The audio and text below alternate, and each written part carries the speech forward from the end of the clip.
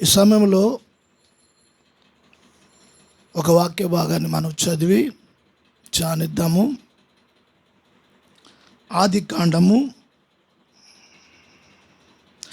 32వ అధ్యాయము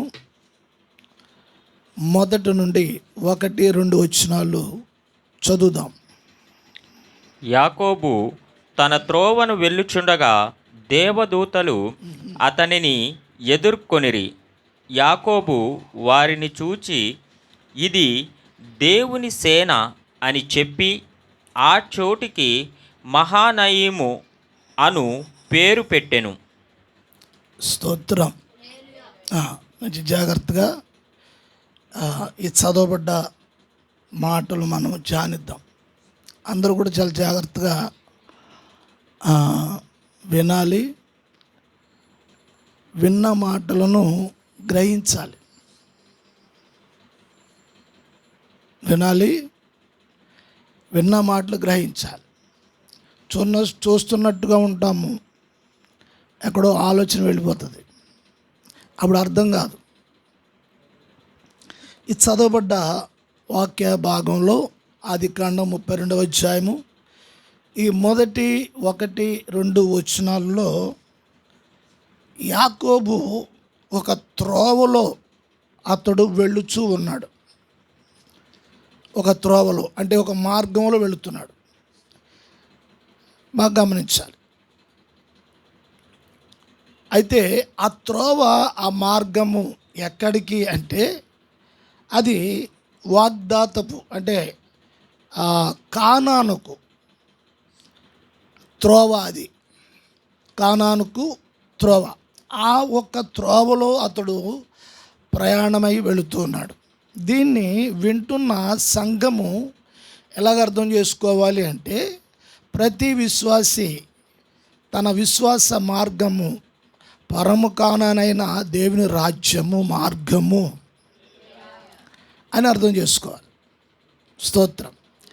అయితే ఇప్పుడు విశ్వాసుల యొక్క జీవితాలలో యాకోబును మనం చూడాలి. అతడు వెళ్ళే త్రోవలో మనము యేసే సత్యము జీవ మార్గము అని మనము నూతన నిబంధన సంఘస్థులు విశ్వాసులందరూ అదే మార్గంలో ప్రయాణం చేస్తున్నాం కదా. అట్లాగే ఇప్పుడు అతడు ఆ మార్గాన్ని వెళ్ళుచున్నాడు అని మనం ఇక్కడ చదువుతున్నాం. అయితే ఇప్పుడు ఆ మార్గములో అతడు వెళ్ళుచున్న సమయంలో అతడికి ఎవరు ఎదురయ్యారని ఇక్కడ వాక్యం చదువుతున్నాము. దేవదూతలు యాకోబును ఎదుర్కొన్నట్లుగా మనము చూస్తూ ఉన్నాం. అయితే యాకోబు ఈ దేవదూతలు గుంపు వెళుతూ ఉంది. అదే మార్గంలో యాకోబు వెళుతున్నాడు. యాకోబుకి ఎదురయ్యారు వాళ్ళు. అది చూశాడు యాకోబు. ఒక దూత కాదు, 3 కాదు, 10 మంది కాదు, ఒక గుంపే దూతలు వెళుతున్నాయి. ఏ మార్గంలో? ఆ మార్గంలో. అది దైవ మార్గము అని గుర్తించాలి. విశ్వాసి తనకు చెందిన తన మార్గములో, తన ఇష్టమైన మార్గములో, తనకు అనుకూలమైన మార్గములో మనుషులు తమకు మార్గాలు ఏర్పాటు చేసుకుని వెళ్ళిపోతూ ఉంటారు. ఆ మార్గాలలో ఏమీ ఉండదు. అయితే ఇప్పుడు యాకోబు వెళుతున్న మార్గంలో అది కానానుకు వెళ్ళే మార్గము. స్తోత్రము. ఆ మార్గములో దేవదూతలు వెళుతూ ఉన్నారు. వాళ్ళు ఎదుర్కొన్నారు. వాళ్ళని ఇతను ఎదుర్కొన్నాడు. దేవునికి స్తోత్రం. అంటే విశ్వాసపు మార్గములో విశ్వాసులకు దర్శనమని, కలని, వాక్య ప్రత్యక్షతని, జీవ మార్గములో ఉన్న ప్రతి విశ్వాసికి దేవుడు తన ప్రత్యక్షతలను అనుగ్రహిస్తాడు. మార్గము తప్పిపోయిన వాళ్ళకి దొరకవు ఇవి. మార్గములో ఉన్నవారికి ఇవి దొరుకుతాయి. అయితే ఇప్పుడు యాకోబు ఆ మార్గంలో వెళ్ళుచున్నప్పుడు అతను వ్యక్తిగత జీవితంలో అంటే అతను సొంత జీవితంలో అతడు ఒంటరిగా వెళుతున్నాడు. ఆ మార్గంలో అతనికి ఎవరు తోడు లేరు. అతడు ఒక్కడే వెళుతున్నాడు. కుటుంబం లేదా అని అనుకోవడానికి కుటుంబం ఉంది, అందరూ ఉన్నారు. కానీ అతడు ఒక్కడే వెళుతున్నాడు. దేవునికి స్తోత్రం. అయితే ఆ మార్గములో వెళుతున్నంత సమయములో దేవదూతలు ఎంతవరకు అయితే అతనికి ఎదురు పడలేదో అంతవరకు అతడు ఏమి ఆలోచించుకుంటున్నాడు, ఏమనుకుంటున్నాడు అంటే, నేను ఎవరూ లేని ఒంటరిని, నాకెవరూ తోడు లేరు. ఎవరు తోడు లేని వ్యక్తిని ఏమంటారు? బాగా మాడుతున్నారు మీరు. దేవుని స్తోత్రం కలుగు. ఏకాకి, నల్లగాక తెల్లగాక, ఏకాకి, ఏకాకి, ఏకాకి. అతడు అనుకుంటున్నాడు ఏకాకిని. దేవునికి స్తోత్రం. ఏకాకి కూడా ఒంటరిగా ఉండదు. ఒక కాకి వాళ్తే 3 కాకిలు వచ్చేస్తాయి, అవునా? ఒక కాకి దెబ్బ తగిలి కింద పడిపోయింది అనుకోండి, ఎలక్ట్రోయర్లు కరెంట్ షాక్ కొట్టేసి అక్కడ రోడ్డు మీద పడిపోయింది అనుకోండి, పోయింది అని మిగతా కాకులు అనుకోవు. అవన్నీ వచ్చి పెద్ద ధర్నా చేసి పెద్ద ట్రాఫిక్ అంతా బంద్ చేసేసి ఇక అంత హంగామా అంతా కాదు ఆడావిడి. అయితే ఇప్పుడు యాకోబు ఏకాకిగా అనుకున్నాడు. ఏం చేద్దంటే అతనుకున్న పరిస్థితులు అటువంటి, చాలా విసుగుతో ఉన్నాడు. బాగా గమనించాలి. చాలా విసుగుతో ఉన్నాడు, చాలా బాధతో ఉన్నాడు. దేవునికి స్తోత్రం. ఓ పక్క నిద్ర లేదు, ఓ పక్క నెమ్మది లేదు, ఓ పక్క ఏం చేయాలో తెలియట్లేదు. చాలా చికాకుగా ఉన్నాడు. అదే సమయంలో అతను అనుకుంటున్నాడు, నేను ఒంటరి వాడిని అని అనుకుంటున్నాడు. ఇటువంటి సందర్భంలో ఇటువంటి ఆలోచనలతో అతడు అడుగులేస్తూ ఆ దారిని వెళుతున్నాడు. బాగా గమనించాలి. ఇటువంటి పరిస్థితులు విశ్వాసుల జీవితంలో చాలా సందర్భాల్లో తటాసిస్తూ ఉంటాయి. కొన్ని సందర్భాల్లో ఒంటరిగా ప్రయాణం చేయవలసిన అవసరం ఉంటుంది, ఒంటరిగా ఉండవలసిన పరిస్థితి ఉంటుంది, ఒంటరిగా వెళ్ళవలసిన పరిస్థితి ఉంటుంది, ఒంటరిగా నడవవలసిన పరిస్థితి ఉంటుంది, ఒంటరిగా ఆలోచించవలసిన పరిస్థితి ఉంటుంది, ఒంటరిగా నడవలసిన పరిస్థితి ఉంటుంది. అటువంటి సందర్భంలో కొన్ని సార్లు మనకు కూడా అనిపిస్తుంది, నాకు ఎవరున్నారులే అని ఆలోచనలు వస్తూ ఉంటాయి. దేవుని స్తోత్రం. మంచి ఆలోచనలేనా? ఉన్నది దేవుని మార్గంలో, నడుస్తున్నది దేవుని మార్గంలో, వెళుతున్నది దేవుని మార్గంలో. మరి ఆలోచన ఎలా ఉన్నాయి?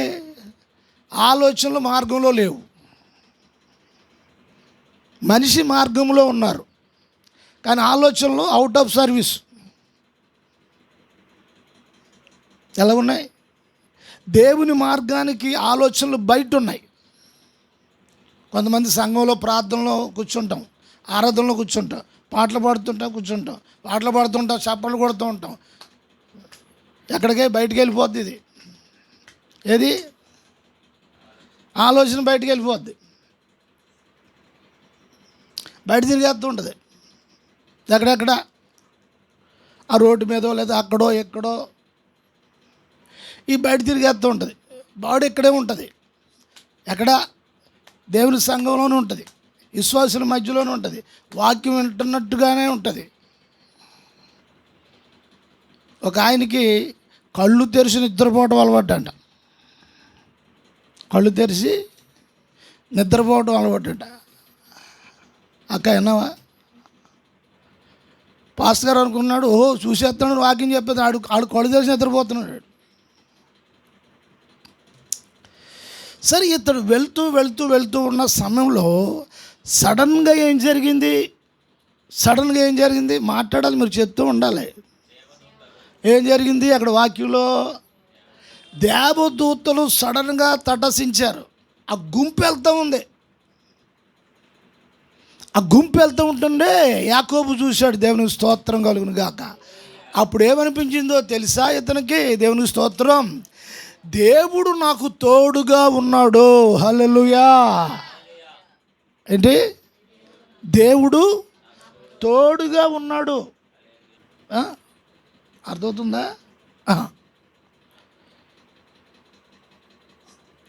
అప్పుడు అర్థమైంది.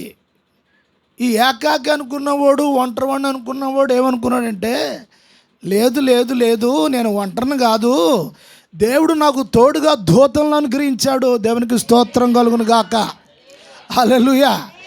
అంటే ఇప్పుడు దేవుడు యాకోబు విషయంలో యాకోబును పట్టించుకున్నాడు, యాకోబు విషయంలో బాధ్యత తీసుకున్నాడు, యాకోబు విషయంలో దేవుడు ఉద్దేశం కలిగి ఉన్నాడు. ఇవన్నీ దేవుడు కలిగి ఉంటే మనోడు నడుస్తూ ఏం ఆలోచించుకున్నాడు?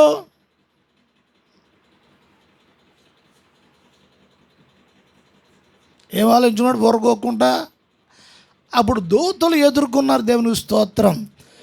అప్పుడు అంటున్నాడు, 2వ వచనమా, యాకోబు వారిని చూసి, ఎవరిని చూశాడు యాకోబు? దూతలను. ఎవరూ లేరు, ఒంటరివాడిని అని అనుకుంటున్న సమయంలో వారిని చూచాడు. ఏంటంట? ఇది ఏమంటున్నాడు? ఇది దేవుని సేన అని చెప్పి, దూతల సమూహాన్ని చూసి, ఆ గుంపును చూసి వెంటనే మనోడికి ఇక ఉద్యమం వచ్చేసింది. ఉసూరుమంట నడుస్తూ అడుగులేసుకుంటూ ఉన్నాడు, అలాగే కూర్చుని అలాగే ఉంటూ ఉన్నాడు. ఏంటి ఆలోచిస్తున్నావు ఏంటి అంటే, అట్లా కాకుండా వెంటనే ఉద్యమం వచ్చేసి ఏమంటున్నాడు? ఇది దేవుని సేన అని చెప్పి, చూడండి ఏమంటున్నాడు? ఏమన్నారు? వాక్యం వింటా ఉన్నప్పుడు, వాక్యము వింటా ఉన్నప్పుడు, ఆ వాక్యం హృదయాన్ని తాగుతున్నప్పుడు, ఆత్మీయ చెవులను తాగుతున్నప్పుడు, ఆత్మీయ చెవులు తెరిచి వింటున్నప్పుడు, ఆత్మ అంతరంగంలోనికి ఆ వాక్యం వెళ్ళిపోతున్నప్పుడు, దేవునికి స్తోత్రం, అపవాది హృదయములో వ్యాపించిన చీకటి అంతా కూడా బయటికి వెళ్ళిపోతుంది. దేవుని స్తోత్రం. మనోడిగా చీకటి అంతా బయటికి వెళ్ళిపోయింది. అప్పుడు అంటున్నాడు, ఇది దేవుని సేన. సేన అంటే దాని అర్థం ఏంటి తెలుసు? సైన్యం అని అర్థం. సేన. ఇప్పుడు చాలా సేనలు వచ్చేస్తున్నాయి కదా. ఏ సేనలో? ఆ సేన ఈ సేన అని పెట్టుకున్నారు కదా. ఇప్పుడు ఇది దేవుని సేన, దూతలు. ఇప్పుడు ఈ దూతలు, ఈ సేన, ఈ సైన్యము, ఈ గుంపు, నాకు దేవుడు నన్ను పట్టించుకుని నా కూడా నాతోటి దూతలను పంపిస్తున్నాడు దేవుడు. అంటే కారణం ఏంటి?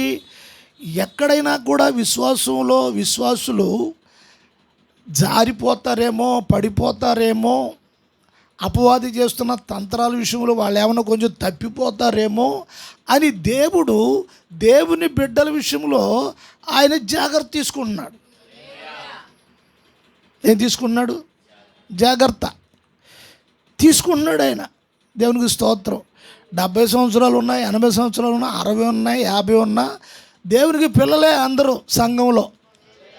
హల్లెలూయా. అందరి విషయంలో ఆయన ఏం చేస్తున్నాడు? ఆయన బిడ్డల విషయంలో ఆయన జాగ్రత్త తీసుకుంటున్నాడు.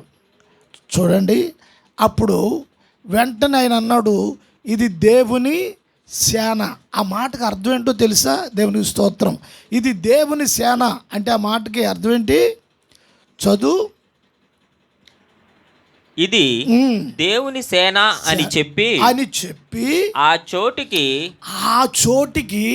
మహానయము అను పేరు పెట్టాడు. దేవునికి స్తోత్రం కలుగును గాక.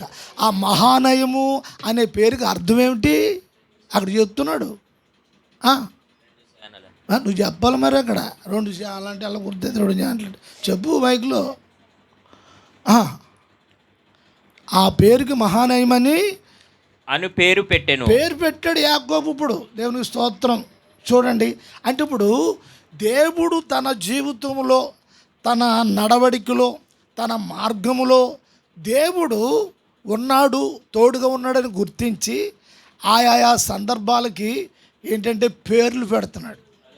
ఆ స్థలాలకి ఏంటంటే అక్కడ దేవదూతలు దిగి వస్తున్నారు కదా, ఎదుర్కొన్నారు కదా, దానికి పేరు పెట్టాడు మహానయము. స్తోత్రం. మహానయం అనే ఆ పేరుకి అర్థం ఏంటి? 2 సేనలు. 2 సేనలు అంటే 2 గుంపులు అని అర్థం. మరొక అర్థం కూడా ఉంది.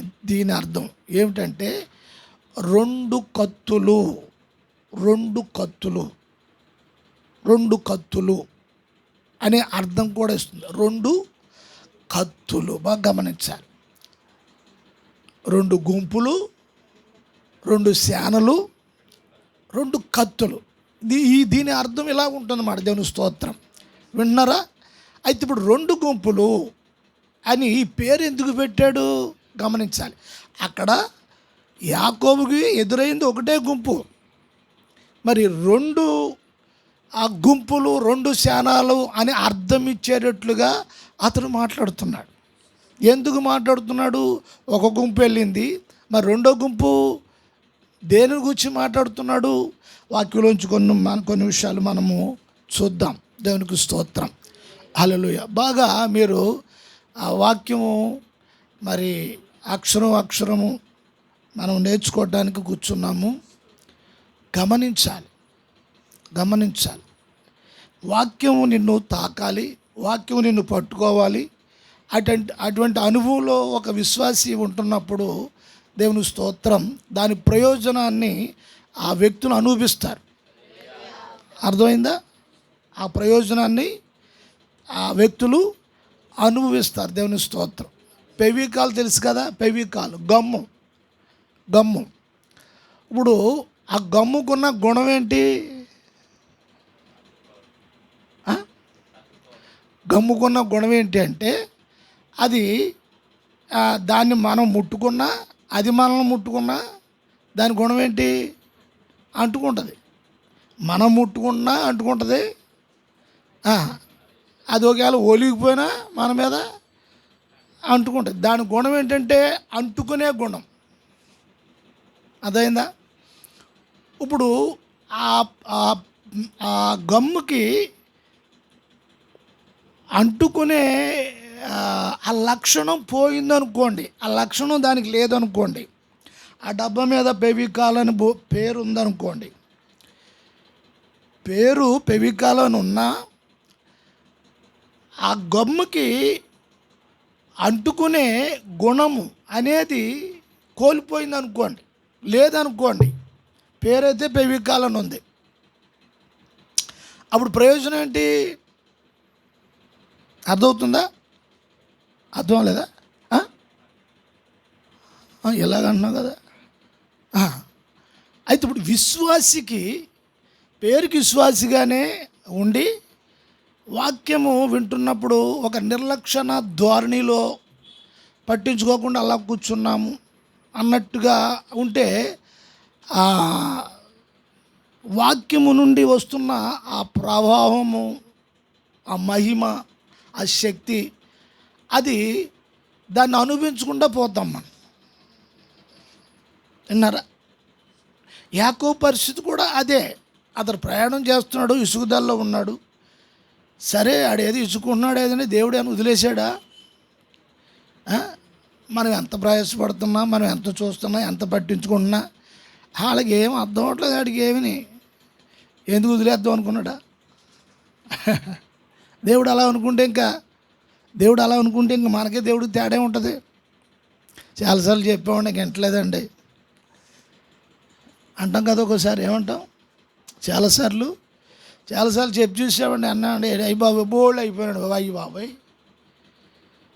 బాబాయ్ మామూలు కదండి. చెప్పి కడుపులో కూడా వచ్చేస్తున్నాడు బాబు. చెప్పి కడుపులో కూడా వచ్చేటువంటి దేవుడు అలా అనుకోవట్లా. సరే, మొత్తం మీద ఈయనకి అర్థమైంది, బాబోయ్ దేవుడు నన్ను పట్టించుకుంటున్నాడు, దేవుడు తోడుగా ఉన్నాడు, నేను ఎక్కడికి వెళ్తే అక్కడికి దూతలను పంపిస్తున్నాడు. ఇప్పుడు యాకోబుకి నేను జాగ్రత్తగా ఉండాలి. ఊరు బాబు నన్ను పట్టించుకుంటాడు, నేనేం మోసగాడిని, అబద్ధికుడిని, నాలుగు మడత ఎట్టేస్తాను ఎక్కడికెక్కడికే. ఇక నన్నే పట్టించుకోవట్లేడు దేవుడు అనుకున్నాడు. అంటే దేవుడు వీళ్ళటోడు అనుకున్నాడు.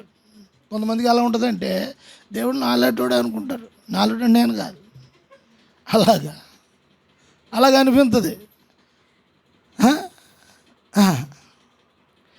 అయితే ఇప్పుడు దేవుడు ఉనికిని తెలియజేశాడు. అక్కడ తెలియజేసినప్పుడు అర్థమైపోయింది, అయ్యో నేను మోసగాడైనా కూడా నన్ను విడిచిపెట్టలేదు, నేను దగాకోరినైనా, నేను కోపదారినైనా, నేను ముచ్చోడినైనా.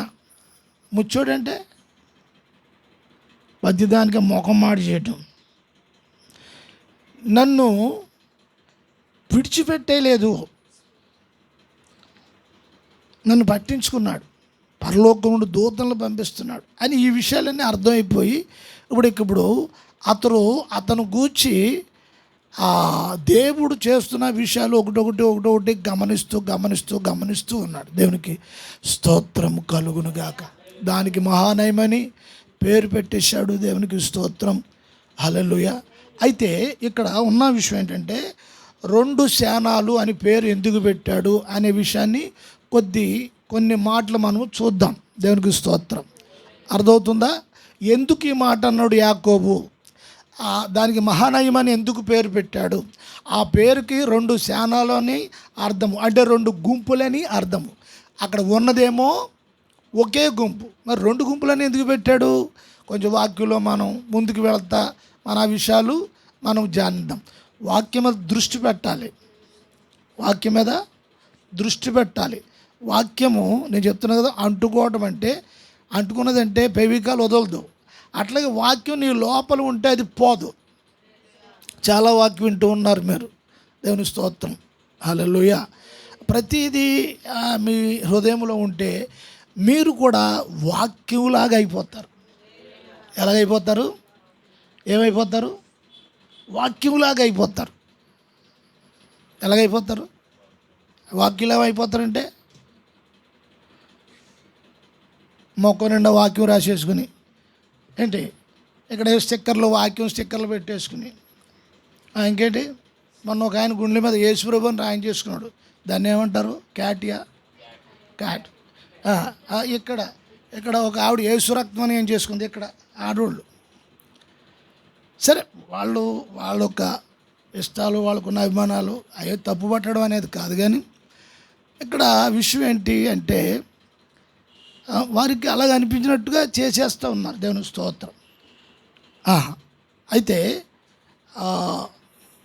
వాక్యంలో కొంచెం ముందుకు మనం వెళదాం. గుర్తుపెట్టుకోవాలి ఈ మాటలు మీరు. దేవుని స్తోత్రం. మరొక వచ్చిన భాగం కూడా మనం చదువుతాము. యెహోషువ గ్రంథము 5వ అధ్యాయము 13, 14 వచనాలు చూద్దాం. యెహోషువ యెరికో ప్రాంతమునున్నప్పుడు అతడు కన్నులెత్తి చూడగా దూసిన కత్తి చేత పట్టుకొని ఉన్న ఒకడు అతని ఎదుట నిలిచి ఉండెను. యెహోషువ అతని యొద్దకు వెళ్ళి, నీవు మా పక్షముగానున్నవాడవా, మా విరోధుల పక్షముగానున్నవాడవా అని అడుగగా అతడు, కాదు, యెహోవా సేనాధిపతిగా నేను వచ్చి ఉన్నానెను. యెహోషువ నేల మట్టుకు సాగిలపడి నమస్కారము చేసి, నా ఏలినవాడు తన దాసునికి సెలవిచ్చినదేమని అడిగెను. స్తోత్రం. చూడండి, ఇక్కడ యెహోషువ పరిస్థితి కూడా యెరికోలో ఉన్నప్పుడు యెహోషువ పరిస్థితి కూడా అలా ఉంది. ఎలా ఉంది? ఇప్పుడు ఆయన కూడా నెమ్మది లేకుండా ఉన్నాడు. యెహోషువ మోషే పరిచారకుడు. ఈయన యెహోషువ అంటే ఇంకా ప్రధాన యాజకుడు కూడా ఉన్నాడు. ఆయన పేరు కూడా యెహోషువ. అయితే ఇప్పుడు ఈ యెహోషువ ఎవరు అంటే మోషే పరిచారకుడైన యెహోషువ. అయితే ఇప్పుడు ఈయన కూడా చాలా కలవరముతో ఉన్నాడు. ఏమీ పాలు పోలేని పరిస్థితిలో ఉన్నాడు. ఏమీ అర్థం కాని పరిస్థితిలో ఉన్నాడు. అయితే ఇప్పుడు ఈయనకి సహాయము కావాలి, ఆలోచన కావాలి, ఏదైనా ఒక సహకారము కావాలి. చాలా చిందరవందరగా ఉంది ఇప్పుడు ఇతని మనసు అంతా కూడా, కలవరంగా ఉంది. అటువంటి సమయంలో యెరికోలో ఇతను ఉన్నప్పుడు అతనికి ఎదురుగా ఒక దేవదూత ఒక కత్తి తీసి, వరలోంచి కత్తి తీసి ఇలా నిలబడి ఉన్నాడు. వెంటనే యెహోషువ ఆయన చూశాడు. చూసి వెంటనే చాలా ధైర్యంతో యెహోషువ ఆ దూత ముందుకు వచ్చి అతనితో మాట్లాడుతున్నాడు ధైర్యంగా. ఏమన్నాడో తెలుసా? నీవు మా పక్షంగా ఉన్నావా? మా పక్షం అంటే ఇశ్రాయేలు పక్షంగా ఉన్నావా? అర్థమవుతుందా? మా అన్నాడా, నా అన్నాడా? మా మా చూడండి, అంటే సంఘంలో ఎవరైనా ఏదైనా కష్టంలో బాధలో ఉన్నారనుకో, ఆత్మీయులు కొంతమంది ప్రార్థన ఎలా చేస్తారంటే, ప్రభువా మా సంఘము, మా సంఘాన్ని దీవించండి ప్రభువా, మా సంఘాన్ని ఆశీర్వదించండి ప్రభువా, మా సంఘంలో సహోదరులు ఇలా ఉన్నారు ప్రభువా, బ్రదర్స్ ఇట్లా ఉన్నారు, మరి మా సంఘంలో ఉన్న వారిని అందరినీ మీరు జ్ఞాపకం చేసుకోండి ప్రభువా, మా మా అంట. కొంతమంది ప్రార్థన ఎలా ఉంటుంది తెలుసా? ఎలా ఉంటుంది? ప్రభువా నా సంగతి అంతా తెలుసు కదా, నీకు తెలియదేముంది, నేను చెప్పను, ఇంకా పద్దాకా చెప్పి నేను ఇసిగించడానికి నాకు మనసు ఒప్పుకోవట్లేదు, అన్ని విషయాలు నీతో చెప్పాలంటే. నీకు తెలుసు కదా అంతా, నా హృదయంలో ఆలోచన పుట్టక ముందు అంతా కూడా నీకు తెలుసు. వాక్యం చెప్పేస్తారు యేసుప్రభుకి, ఆయనకి బైబిల్ చెప్పేస్తారు చదివేసి, మీకు తెలియదేముంది అంతా. ప్రార్థన అనేది విన్నపాలు. విన్నవించుకోండి, ప్రార్థనలో అడగండి, చెప్పండి, తెలియచేయండి, మీ అవసరాన్ని తెలియచేయండి అని వాక్యం ఉంటే అది పక్కనెట్టేసి వీళ్ళు మొత్తం యేసుప్రభుకి వాక్యం చెప్పేస్తారు మొత్తం అంతా ప్రార్థనలో. అలా చేయాలి కదా, ఇలా చేయాలి కదా, ఇలా. ఇక్కడ చూడండి, యెహోషువ దూతతో మాట్లాడుతున్న ధోరణి, ఆ మాట్లాడుతున్న విధానాన్ని మనం గమనించాలి, గుర్తించాలి. విన్నారా? ఏమంటున్నాడు? నీవు మా పక్షంగా వచ్చావా, మా విరోధుల పక్షంగా వచ్చావా? మా పక్షంగా అంటే ఇశ్రాయేలు పక్షంగా, ఇశ్రాయేలు పక్షంగా వచ్చావా నువ్వు, లేకపోతే మాకు విరోధులుగా ఉన్న వారి పక్షంగా వచ్చావా అని అడుగుతున్నాడు. దేవునికి స్తోత్రం.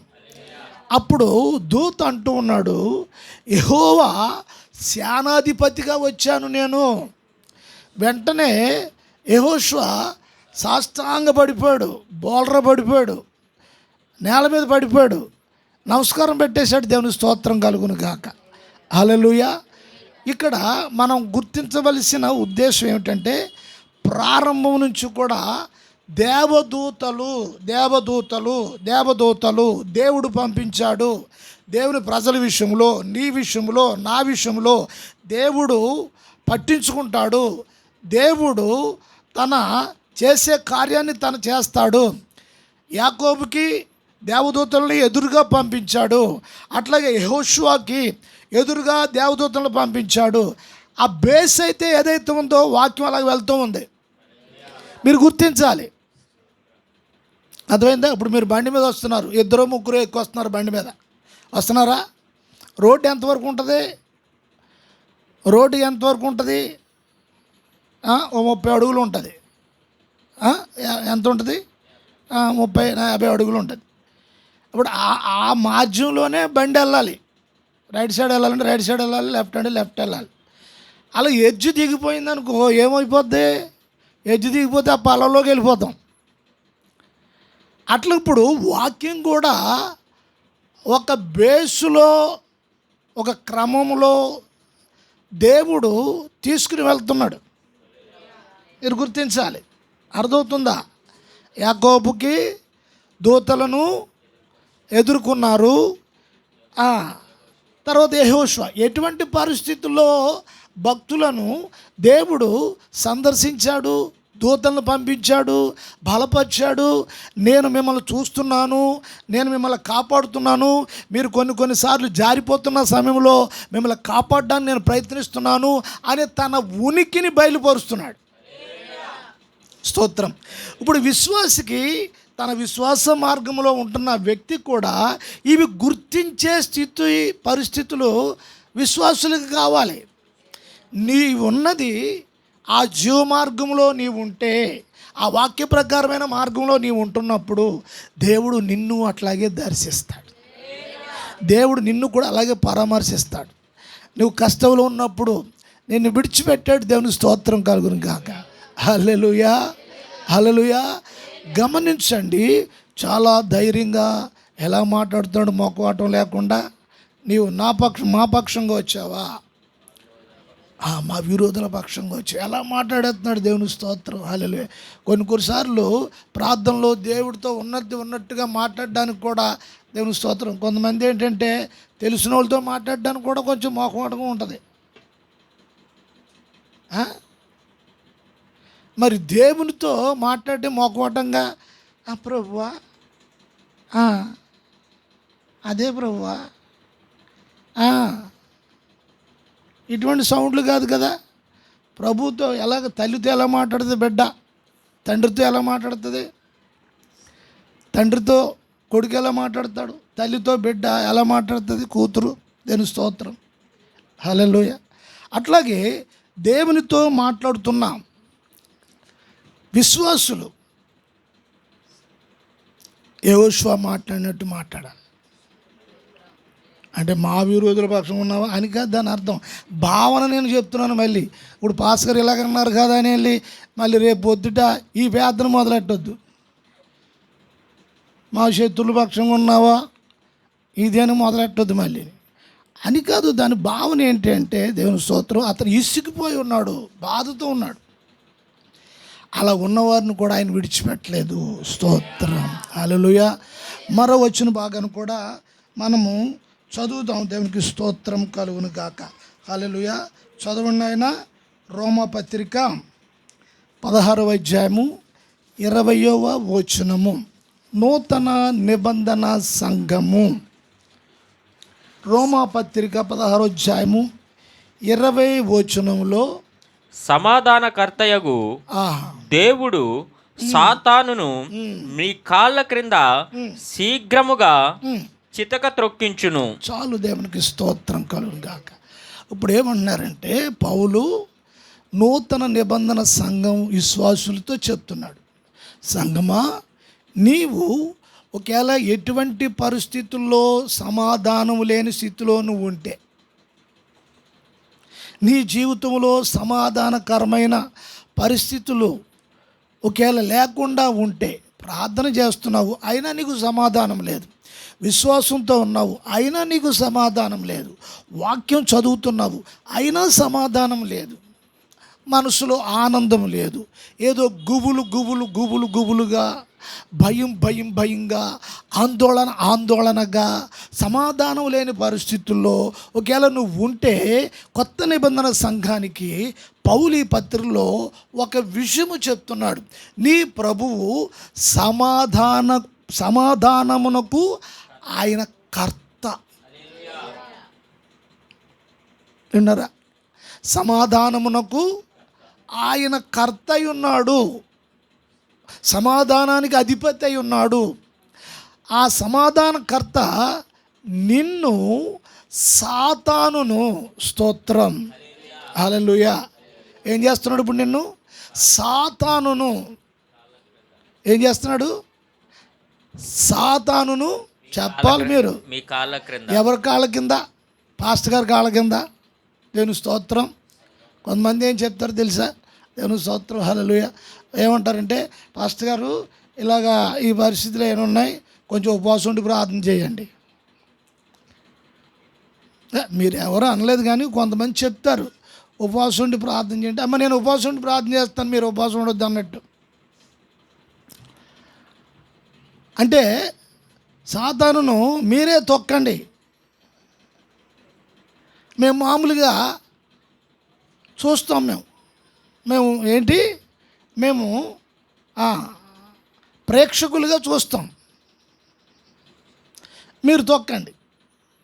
ఒకవేళ అది తిరగబడితే తన్నించుకోండి, కరిపించుకోండి, అన్నీ మీరు చేయించుకోండి. దేవుని వాక్యం అంటుంది, బాగా గమనించాలి. దేవుని వాక్యం అంటుంది, సంగమా ఇప్పుడు సమాధానము కర్త అయిన ప్రభువు సాతానును నీ కాళ్ళతోటే తొక్కిస్తాను అంటున్నాడు. దేవునికి స్తోత్రం, హల్లెలూయా. ఇప్పుడు నువ్వు తొక్కాలంటే ఇప్పుడు నీకేం కావాలి? నువ్వు తొక్కాలంటే ఏం కావాలి నీకు?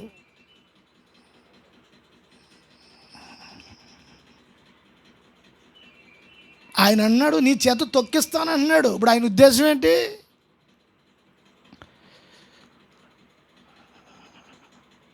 దేవదూతలు వచ్చి నీ పక్షంగా యుద్ధం చేస్తారు. యాకోబుకి ఎదురయ్యారు, యెహోషువకి ఎదురయ్యారు.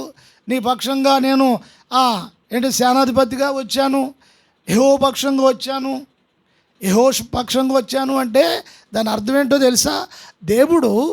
దేవుడు తన పక్షంగా తన బిడ్డల కొరకు పంపించాడు వీళ్ళ పక్షంగా యుద్ధం చేయటానికి.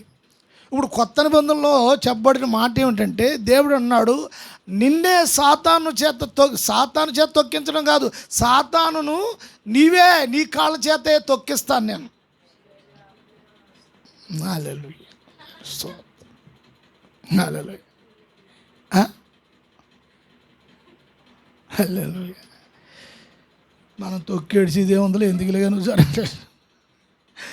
తొక్కేస్తానంటే మళ్ళీ రాత్రి ఇంటికి వచ్చేద్దాం, ఎందుకు లేనిపోని బాధ. అయ్యి బాబేట, మా ఓడు ఒకడు ఉన్నాడు, ఆడు అనేవాడు ఏమంటే నేనేం యుద్ధం చేయనండి మీరు చేయండి అంటే. పాపం పోరాటం దేవుడు నేర్పిస్తున్నాడు. చేస్తాను ఏంటి? నీ చేత తొక్కిస్తాను, వాక్యం నెరవేర్పు. నీ చేత తొక్కిస్తాను అని ఆయన అంటున్నాడు. అవునా? చదువుతా మాట. సమాధానకర్తయగు దేవుడు నేను తొక్కేస్తాను అన్నాడా? నువ్వు తొక్కొద్దు, నేను తొక్కేస్తాను. ఎంతకాలం నేను తొక్కాలి? సాతానును మీ కాళ్ళ క్రింద. ఎవరి కాళ్ళ క్రింద? మీ కాళ్ళ క్రింద. పౌలు గారు కదా, పౌలు గారి కాళ్ళ కింద, పాస్టర్ గారి కాళ్ళ కింద కాదు, నీ కాళ్ళ. సంగమా ఇప్పుడు నీవు కూడా ఒక సైన్యంగా తయారవ్వాలి. హల్లెలూయా. నీవు కూడా ఒక సైన్యంగా తయారవ్వాలి. అక్కడ ఒక గుంపు ఉంది, ఇప్పుడు నువ్వు ఒక గుంపు. స్తోత్రం. అదే చెప్పాడు యాకోబు. హల్లెలూయా. ఎబ్బోకు రేవు దగ్గర ఏం చేశాడు? ఆయన పోరాడా లేడా? తెల్లవారులు ఉన్న దేవుని స్తోత్రం కలుగును గాక. హల్లెలూయా. పోరాటం. దేవుడు అన్నాడు, అరే బాబు నువ్వు మనుషులతో పోరాడావు, దేవునితో కూడా పోరాడావు. దేవునికి స్తోత్రం కలుగును గాక. Praise the Lord. హల్లెలూయా. పౌలు అంటున్నాడు, సంగమా యేసు ప్రభు జయశీలుడై ఉన్నాడు. ఆయన జయించి ఉన్నాడు. దేవునికి స్తోత్రం. ఇప్పుడు ఆ జయము నీకు అనుగ్రహిస్తాడు. ఆ యుద్ధం నువ్వు చేయటానికి నిన్ను కూడా శక్తితో నింపుతాడు. దేవునికి స్తోత్రం. నీకు కూడా వాక్యమైన ఖడ్గాన్ని అనుగ్రహిస్తాడు. నువ్వు కూడా పోరాటము చేయటానికి, నువ్వు కూడా యుద్ధము చేయటానికి, ప్రార్థనలో పోరాటానికి, ఆత్మలో పోరాటము చేయటానికి, సాతాను అంధకార శక్తులతో పోరాటం చేయటానికి. హల్లెలూయా, హల్లెలూయా, హల్లెలూయా. నీవు కూడా ఒక సైన్యమే. నీవు ఒక సైనికురాలు, నీవు కూడా ఒక సైనికుడు. ఎవరిని తొక్కిస్తారు? సాతానును తొక్కించడానికి. దేవుని స్తోత్రం. ఓ మాట చదువుదాం. స్తోత్రం చదవండి. దేవుని స్తోత్రం. ప్రకటన గ్రంథం 12వ అధ్యాయము 10-11 వచనాలు చదవండి. మరియు ఒక గొప్ప స్వరము పరలోకమందు ఏలాగు చెప్పుట వింటిని, రాత్రి పగళ్ళు మన దేవుని ఎదుట మన సహోదరుల మీద నేరము మోపువాడైన అపవాది పడద్రోయబడి ఉన్నాడు గనుక ఇప్పుడు రక్షణయు శక్తియు రాజ్యమును మన దేవుని వాయెను. స్తోత్రం. ఇప్పుడు అధికారము ఆయన క్రీస్తు దాయెను. ఈ ప్రకటన 12:10లో యోహాను మాట్లాడుచున్నాడు. ఈ మాటలు గమనించాలి.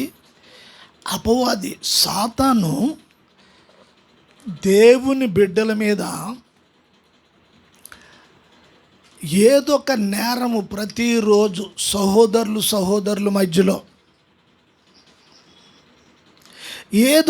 ఏదొక నేరం, వాళ్ళు అలాగా వీళ్ళు ఎలాగా తెలుసా నీకు, వాళ్ళు ఎలాగా వీళ్ళు ఇటువంటి వాళ్ళు వాళ్ళు అటువంటి వాళ్ళు.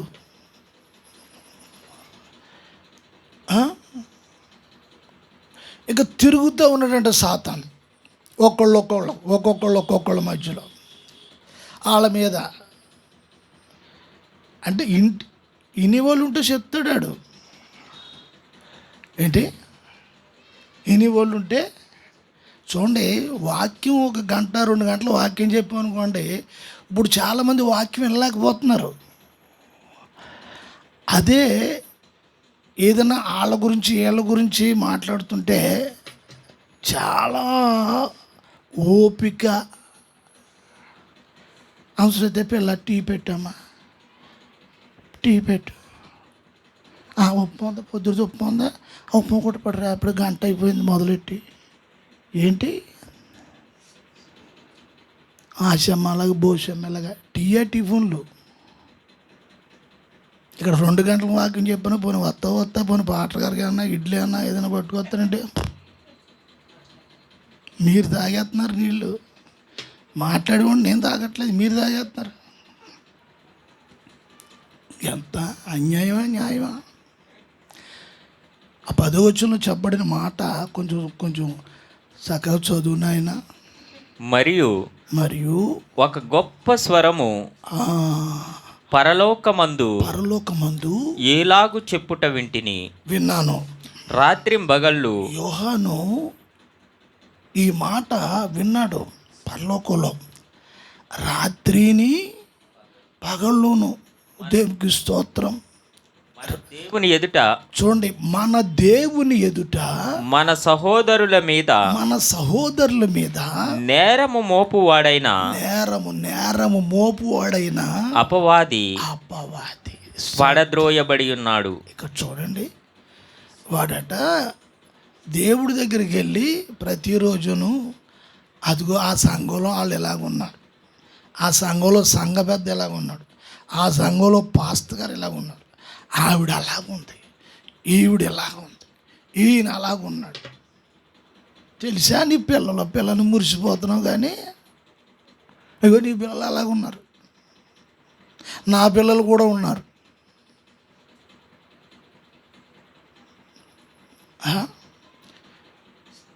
ప్రతిరోజు నేరం మోపుతూనే ఉన్నాడు. దేవుని స్తోత్రం. వాడు భూలోకంలో పడదోయబడ్డాడు. ఇప్పుడు భూలోకంలో ఉన్నాడు, ప్రతి కొంపకి తిరిగేస్తున్నాడు, ప్రతి సంఘానికి తిరిగేస్తున్నాడు. గుడి కొంచెం గుండె రాగు అన్నట్టు ఎక్కడికెక్కడికి సంఘం మొక్కలు చేసేస్తున్నాడు అతకుండా. ఆడు పడద్రోయబడ్డాడు. 11వ వచనంలో చెప్పబడింది, వారు ఎవరు? సంఘం ఎవరినైనా సంఘం ఎక్కడున్నారు వాళ్ళు? కోటిపల్లి రేవులు ఉన్నారా? పాసిపల్లి అంకలు ఉన్నారా? హుసేన్ సాగర్ చుట్టూ ఉన్నారా? వారు అనగా మనమే. దేనికి? వారు గొర్రె పిల్ల రక్తమును బట్టి ఏంటంట? గొర్రె పిల్ల రక్తమును బట్టి తామిచ్చిన ఎవరు? గొర్రె పిల్ల రక్తమును బట్టి తామిచ్చిన సాక్ష్యమును బట్టి వానిని జయించి ఉన్నారు. హల్లెలూయా. ఎవరిని జయించారు? సాతానుని జయించారు. హల్లెలూయా. ఈ శక్తి ఎవరు ఇచ్చారు? దేవునికి స్తోత్రం. హల్లెలూయా. ఈ శక్తి ప్రభు ఇచ్చారు. హల్లెలూయా. గొర్రె పిల్ల రక్తమును బట్టి తామిచ్చిన ఎవరిచ్చారు సాక్ష్యము? నువ్వు ఇచ్చిన సాక్ష్యము. బాప్తిసం పొందినప్పుడు ఇచ్చావు కదా, ఇచ్చావా? ఏమన్నావు? అయ్యో అల్లుడు పాపలు ఒప్పేసుకున్నాడు బాబా, నువ్వు ఆత్మశుద్ధికి వచ్చినాడు బాబా. అంతా దేవునికే అండి, అంతా దేవునికే. కొంతన్నా ఉందా? అంతా దేవునికే. నేను దేవునికే. తామిచ్చిన సాక్ష్యము బట్టి వానిని జయించి ఉన్నారు. ఎవరినంట? వాణు అంటే అపవాదిని. గొర్రెపిల్ల రక్తం నూతన నిబంధన సంఘం మీద, అంటే నీ మీద, మనందరి మీద గొర్రెపిల్ల రక్తం ఉంది. యేసు క్రీస్తు రక్తం.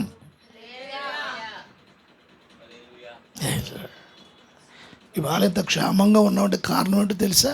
ఆయన రక్తం మన మీద ఉంది. అదవుతుందా? వాడు అన్నాడు, ఏం ప్రార్థనలే, ఏ విశ్వాసం, ఆడి సంగతి మాకు తెలుసు. సాయంత్రం వచ్చాడు ఎలా ఉంటుందో ఆడి సంగతి, ఆవిడ సంగతి మాకు తెలుసు. ఆవిడ సంగతి ఇంటికి వెళ్ళి చూడు నువ్వు కావాలితే అంటది. దేవుడిని అంటది ఇంటికి వెళ్ళి చూడంటది. ఆడు అలాగ చూడంటది. ఇక్కడ ప్రార్థన చేస్తుందా నేను స్తోత్రం. నన్ను చోట గుంపులో ఆవిడ పెద్ద స్వరుడి ప్రార్థన చేస్తుంది. ఈ పక్కన ఈ గుంపు, ఆ పక్కన ఆ గుంపు. నాకు తెలియదు కూటమని. ఎక్కడెట్టాం అక్కడ ఆ కూటం. నేను మైక్ ఎట్టుకుని వెళ్తాను, మైక్ శబ్దం, మైక్ పవర్ సరిపోవట్లేదు. ఆ అమ్మ ఓ అరిచేస్తుంది ఊరిగాని.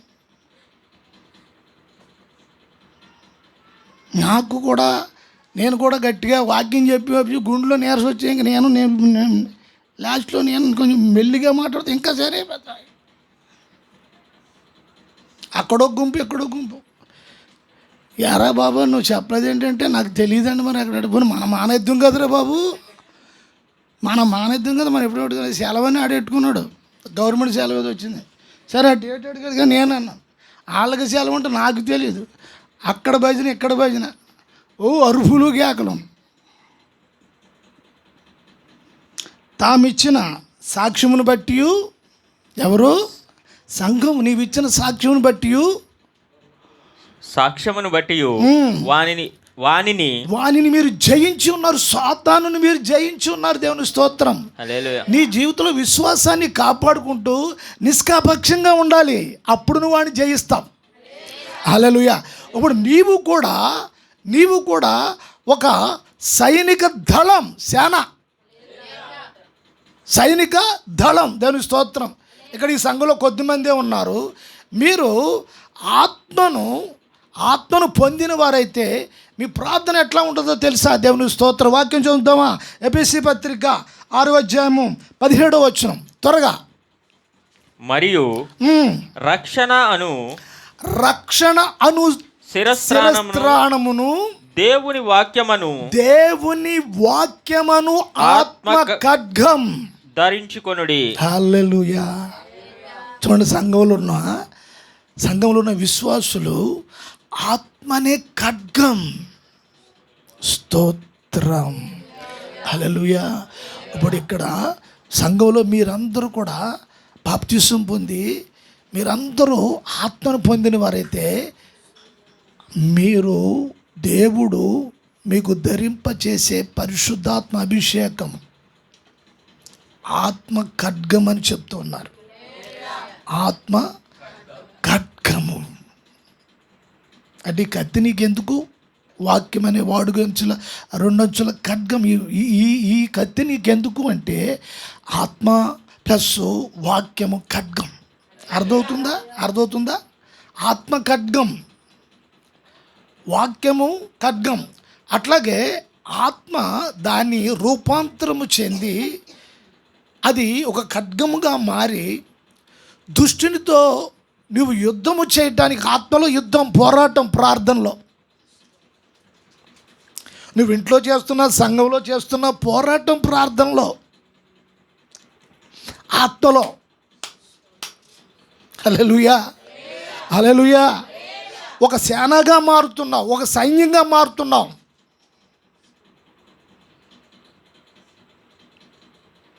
సంఘంలో ఎంతమందికి ఉంది? నేను ఇలాగ ఆత్మఖడ్గము ధరించి ఆత్మలో పోరాటం చేసే శక్తిమంతుడుగా మంత్రురాలుగా ఉండాలని. స్తోత్రం. హల్లెలూయా. నీ విశ్వాస జీవితంలో ఎంతో కాలం అయిపోయింది బాప్తిసం పొంది. ఆత్మలో శక్తిని నింపుకొని దేవుడిచ్చే ఆత్మ ఖడ్గమును ధరించుకొని, స్తోత్రం, నీకున్న వ్యతిరేకమైన ప్రతి ఆలోచన యేసుకి దూరం చేస్తున్నా, పరిశుద్ధతకి దూరం చేస్తున్నా, విశ్వాసానికి దూరం చేస్తున్నా, విశ్వాస క్రియలకు కార్యాలకు దూరం చేస్తున్న ప్రతి ఆలోచనని చీల్చి చెండాడడానికి ఆత్మలో ప్రార్థన చేయటం. హల్లెలూయా. ఆత్మలో ప్రార్థన చేయటం, ఆత్మ ఖడ్గము ధరించటం, దుష్టుని కార్యాలను ఆత్మలో గుర్తించి వాటితో పోరాడటం. ఎన్నో దురాశలు, ఎన్నో శరీరాశలు, ఎన్నో కృత్రిమైన ఆలోచనలు, ఎన్నో విషయాలు తీసుకొస్తున్నప్పుడు వాటితో కలిసిపోవటం అనేది కాకుండా వాటిని తెగ నరకటానికి ఆత్మీయ ఖడ్గము. అదే అధ్యాయంలో పౌలు మరొక మాట కూడా అంటాడు 12వ వచనంలో, 6:12. ఏలయనగా మనము అనగా సంఘము. ఓ సంఘమా, నువ్వు పోరాడేది ఎవరితో అనుకుంటున్నావు? మనుషులతో అనుకుంటున్నావా? వాళ్ళతో అనుకున్నావా? వీళ్ళతో అనుకుంటున్నావా? దేవునికి స్తోత్రం కలుగును గాక. మనుషులతో కాదు, మరి ఎవరితో? అంధకార సంబంధమైన దురాత్మల సమూహంతో. ఆ సమూహంతో నువ్వు పోరాడుచున్నావు. దుష్టుల సమూహము, దురాత్మల సమూహము, అపవాది సమూహము, ఆకాశ మండలంలో ఉన్న దురాత్మల సమూహము భూమి మీదకి దిగి వచ్చి అవి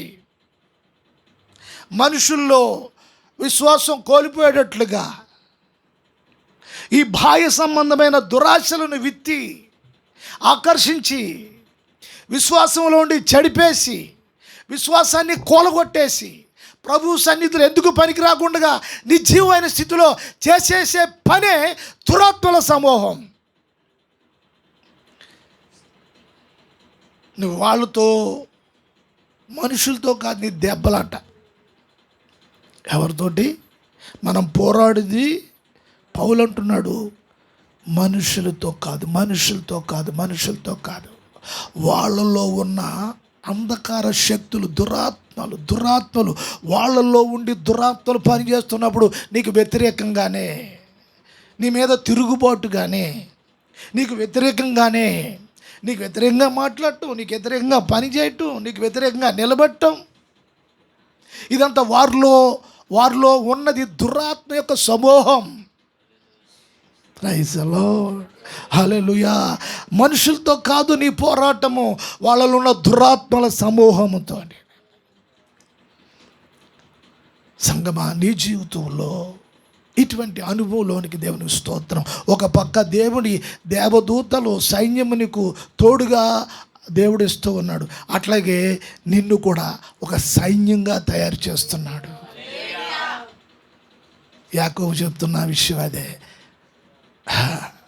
మహానయమని పేరు పెట్టాడు. ఆ మహానయమనే ఆ పేరుకి అర్థం ఏమిటంటే 2 శానాలు, 2 గుంపులు.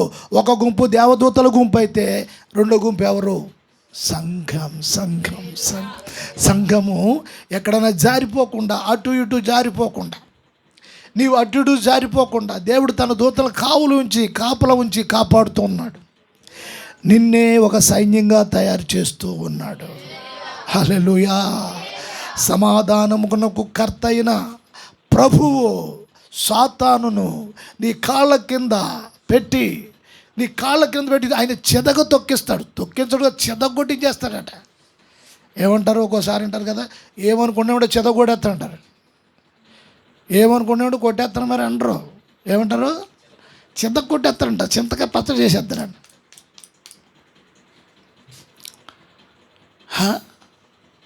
దేవుడు కొట్టేస్తాడా? నీ చేత చింతకాయ పచ్చడి ఏం చేస్తాడంట. దేవునికి స్తోత్రం. ఎందుకులేండి మనం, ఎందుకులేండి దేవుని స్తోత్రం. మనం ఎందుకు చెదగొట్టేయాలండి? ఆయన నిన్ను చెదగొట్టేలా చేస్తాడన్నాడు. లేదండి నేనే చెదగొట్టి చేసుకున్నాడు. హల్లెలూయా. సమాధానం కర్త నీకు సమాధానాన్ని అనుగ్రహిస్తాడు, నీకు నెమ్మదిని అనుగ్రహిస్తాడు, నీకు శాంతిని అనుగ్రహిస్తాడు. ఆ వాక్య ధ్యానాల మీద నిన్ను ఉంచుతాడు. హల్లెలూయా.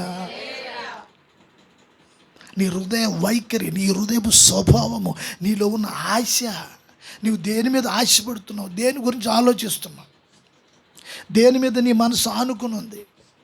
నేను స్తోత్రం. హల్లెలూయా. కొంతమంది ఏమనుకుంటారంటే శుభ్రంగా తినేసి శుభ్రంగా పడుకోవాలి. కడుపారా తినేయాలి, కట్టారా నిద్రవాలి. కడుపారా తినేయాలి, కట్టారా నిద్రవాలి. ఇదే ఆశ. ఎంతకాలం ఈ ఆశ? కడుపారా తినేయాలి, కడుపారా తినేయాలి. ఇప్పుడు తిండి తక్కువ తింటే, ఎంత తక్కువ తింటే అంత మంచిది.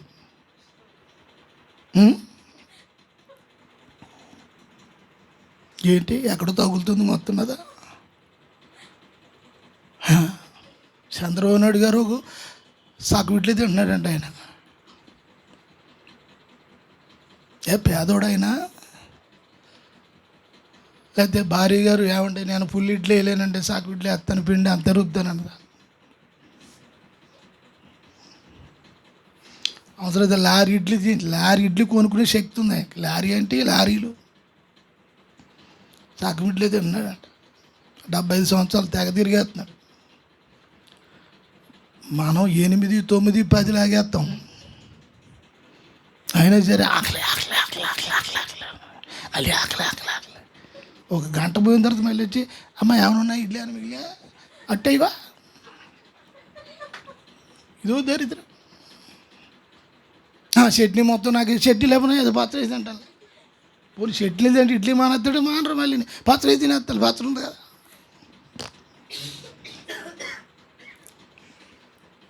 కనీసం వారంలో నవ్వించడానికి కాదు, వారంలో కనీసం ఒక్క పూటైనా ఉపవాసం నీ ప్రభు సన్నిధిలో ప్రార్థన చేయి. అది నీకు మేలు, అంతే కూడా ఆరోగ్యం కూడా. ఒక్కసారి ఎండగట్టి దాన్ని కొంచెం. నేను కూడా చాలా బాగా ఎక్కువ తినేసి తిండి బాగా ఎక్కువ తిని దేవుడు నేర్పించాడు. ఒరే కొంచెం తక్కువ తినరు, తక్కువ తినరు. ఎండగట్టి దాన్ని కొంచెం ఎండగట్టు. ఏం చేయాలి? ఎండగట్టు. మీరు సహోదరులారా, మనము శక్తి పొందాలి. కనీసం వారంలో ఒక్క పూటైనా ఉపవాసం. ఇప్పుడు ఉపవాసాలు మొత్తం ఉండట్లేదు. బలహీనలు అయిపోయారు. తినకపోతే నీరసం వచ్చేస్తుంది, కళ్ళు తిరిగిపోతున్నాయి అంట. ఒక్క పూట కనీసం ఏదైనా మజ్జిగ తాగైనా కొంచెం ఉండి, అంటే ఏం లేదు, కొంచెం ప్రార్థనలో కాసేపు ఒక పూట. కానీ వారంలో ఒక్క పూట పగలు ప్రార్థన చేస్తే ఎందుకు చెప్తానంటే, అపవాది నీ మీద ఎప్పుడు ప్రభుకి ఫిర్యాదు చేస్తూ ఉన్నాడు. ఏం చేస్తాడు? కంప్లైంట్ చేస్తాడు. వాడు అలాగే ప్రభు జాలి దయ కార్యక్రమం కలిగినోడు కనుక ఆయన మనల్ని క్షమించేసి, మనలో ఎన్నో లోపాలు, ఎన్నో మాట తప్పిపోవటం, ఎన్నో రకాలుగా మనకు తెలియని విషయాలు చాలా ఉంటాయి. మనం బాగానే ఉన్నాం అనుకుంటాం. మనం అలాగ అనుకోకపోతే బతకలేం అనుకుంటాం. కానీ వాక్యం పూర్తిగా అర్థమైతే మన జీవితంలో మనలో ఎటువంటి మంచి లేదని అర్థమైపోతుంది విషయం. ఆయన ప్రభు, ఆయన నీ దయతో మమ్మల్ని కాపాడుతున్నాం. మేమెంత ప్రభు, మా బ్రతికెంత, నేనెంత అని మనం ఆ స్థితికి మనం రాగలుగుతాం. దేవుని స్తోత్రం. హల్లెలూయా. మనం పోరాడినది మనుషులతో కాదు. మరి ఎవరితో? వాళ్ళలో ఉన్న ఆ దురాత్మల సమూహం, వాళ్ళలో ఉన్న దురాత్మల సమూహంతో మనం ప్రార్థనలో ఉండి పోరాడాలి. ఎక్కడ తెలుస్తాం? పోరాడాలి. వాళ్ళలో ఉన్న దురాత్మలతో ఇక్కడ ప్రార్థన చేసి అక్కడ బంధించాలి. యేసు ప్రభు చెప్పాడు, నీవు భూమి మీద ఏదైతే బంధిస్తావో అది పరలోకంలో బంధించబడుతుంది. పరలోకంలో ఏదైతే బంధిస్తావో అది భూలోకంలో, నువ్వు ఏదైతే ఇప్పుతావో. స్తోత్రం. హల్లెలూయా. ప్రియ సహోదరులారా, దేవుడు చాలా విషయాలు మాట్లాడుతూ ఉన్నాడు. అయితే మనము ఆ సమయం మనం పోనివ్వకూడదు. వారంలో ఒక్క పూట ప్రభు సన్నిధిలో ఉండి మనం ఆత్మలో శక్తి పొందుదాము. అలాగా చేద్దామన్నవారు అందరూ దేవుని స్తోత్రం చెప్పండి. హల్లెలూయా. ప్రభు మిమ్మల్ని దీవించునుగాక. మనం ప్రార్థన చేద్దాం ఈ సమయంలో. సహోదరులారా, వాక్యాన్ని మీరు వింటూ ఉన్నారు. ఒకేలా ఏ పరిస్థితుల్లో వాక్యం వింటున్నా మీరు ఉన్నారు, ఎటువంటి ప్రమాదకరమైన పరిస్థితుల్లో ఉన్నారు, చికాకుల్లో ఉన్నారు, ఒకేలా నీ స్వనీతిని ఆధారం చేసుకుని చేసిన పొరపాట్లు తప్పులు విషయంలో మీరు కృంగిపోతూ మరి సఫర్ అయిపోతున్న పరిస్థితుల్లో ప్రభువు ఈ వాక్యం ద్వారా నిన్ను ప్రోత్సహిస్తూ ఉన్నారనే సంగతి మర్చిపోవద్దు. ఎందుకంటే ఆయన నిన్ను నిలవబెట్టుటకు ఒక సైనికురాలు వలె నిన్ను చేయుటకు ఆయన వాక్యం ద్వారా మాట్లాడుతున్నాడు. సహోదరి సహోదరులరా, మీ జీవితంలో ఉన్న పరిస్థితులతో ఇప్పుడు నువ్వు పోరాడుచున్నావు. ఆ పోరాటంలో జయమును నీకు అనుగ్రహించి శీఘ్రముగా నీ కుటుంబంలో, నీ జీవితంలో, నీ పిల్లల్లో, నీ భర్తలో, నీ భార్యలో, నీ వ్యక్తిగత జీవితంలో సమాధానాన్ని అనుగ్రహించేవాడు మన ప్రభు అయిన యేసు క్రీస్తు. స్తోత్రం. ఆత్మ లేనివాడివైతే, ఆత్మ లేని దానివైతే పరిశుద్ధాత్మ శక్తిని పొంది నువ్వు పోరాటంలో ప్రార్థించినప్పుడు తప్పకుండా నీ జీవితంలో జయాన్ని ప్రభు అనుగ్రహించగలడు. ప్రార్థన చేద్దాము. నాతో మీరందరూ ఏకీభవించాలని ప్రభు పేట మీకు తెలియచేస్తూ ఉన్నాను. మహాపరిశుద్ధుడు, మహోన్నతుడు, వాక్యం వింటున్న బిడ్డలందరినీ మీ కృపగల చేతులకు అప్పగిస్తూ ఉన్నాము. అందరినీ బలపరచండి, స్థిరపరచండి. ఎవరైతే అనారోగ్యాలతో సతమతం అవుతున్నారో వారిని స్వస్థపరిచి బాగు చేసి మీ కొరకు నిలవబెట్టమని ప్రార్థన చేస్తున్నాం. ఎవరైతే ఎన్నో భయాలతో నాయన వారి జీవితాలు ముగించాలని అనుకుంటున్నారో అటువంటి వారికి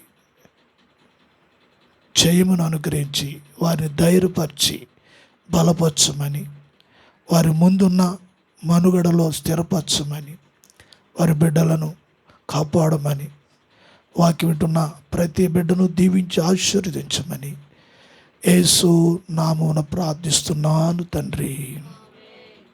మన తండ్రి అయిన దేవుని ప్రేమ, కుమారుడైన యేసు క్రీస్తు కృప, పరిశుద్ధాత్మ అన్యోన్య సహవాసము, సమాధానం మరి కూడున్న బిడ్డలందరికీ సదాకాలము తోడే నడిపించునుగాక.